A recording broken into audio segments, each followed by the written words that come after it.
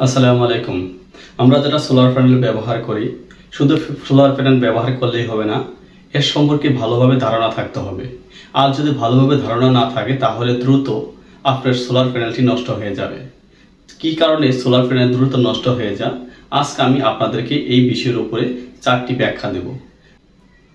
তার ভিতরে প্রথম যে কারণে আপনার সোলার প্যানেলটি নষ্ট হয়ে যায় তা হচ্ছে, আপনি যেখানে সোলার প্যানেলটি সেট করতেছেন এখানে যদি ছায়া পড়ে, পর্যাপ্ত পরিমাণে সূর্যের আলো না পড়ে, তাহলে দেখা যাচ্ছে এই সূর্যের আলো না পড়ার কারণে সোলার প্যানেলটি দীর্ঘদিন ছায়ার ভিতর থাকার কারণে একটা সময় সৌর বিদ্যুতের যে প্যানেলটি এটি নষ্ট হয়ে যায়।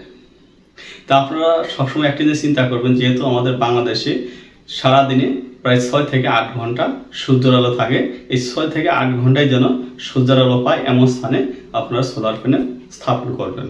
দ্বিতীয় যে কারণে আপনার সোলার প্যানেলটি নষ্ট হয়ে যায় তা হচ্ছে, আমরা অনেকেই করে কি, আমাদের যে ব্যাটারি থাকে এই ব্যাটারির সাথে সোলার প্যানেলটি ক্যালকুলেশন ঠিকভাবে করি না।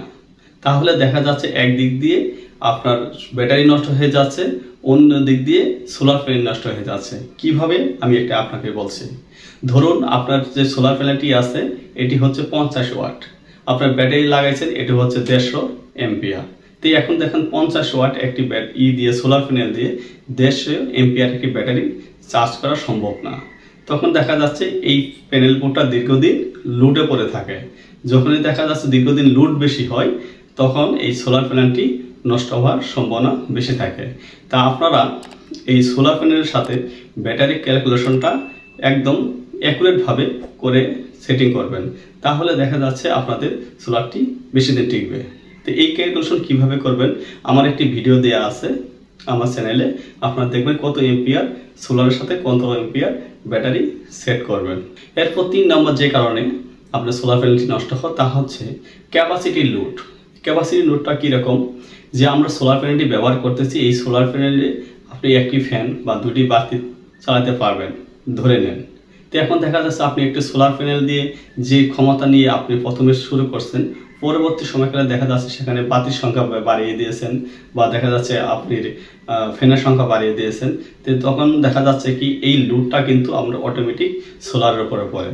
তো এই লোড বেশি পড়ার কারণে কিন্তু আপনার সোলার প্যানেলটি দ্রুত নষ্ট হয়ে যায়। তা আপনারা একটি কাজ করবেন, তা হচ্ছে একদম ভালোভাবে ক্যালকুলেশন করে যতটুকু আপনি সোলার প্যানেল নেবেন ঠিক ততটুকু লোডটাই আপনারা ব্যবহার করার চেষ্টা করবেন। এরপর হচ্ছে 4 নম্বর যে ভুলটি আমরা সবাই করে থাকি তা হচ্ছে রক্ষণাবেক্ষণ। কিরকম, একটা সোলার প্যানেল আপনি যে জায়গায় স্থাপন করেছেন দেখা যাচ্ছে ওখানে বছরকে বছর আপনি আর ওই সোলার প্যানেলটি কোনো খোঁজ খবর রাখতেছেন না। তাহলে কি হয়, ওই সোলার প্যানেলের উপরে পর্যাপ্ত পরিমাণ ধুলা পড়ে থাকে এবং এই ধুলা পড়ে এবং পাশাপাশি দেখা যাচ্ছে বিভিন্ন গাছগাছরা যে পাতাগুলো থাকে সেখানে ওই সোলার প্যানেলের উপরে পড়ে। তার কারণে কি হয়, এই পর্যাপ্ত পরিমাণ সূর্যের আলো গ্রহণ করতে পারে না, যার কারণে হয় কি আপনার পর্যাপ্ত পরিমাণ ভোল্টেজটাও সে আউটপুট করতে পারে না।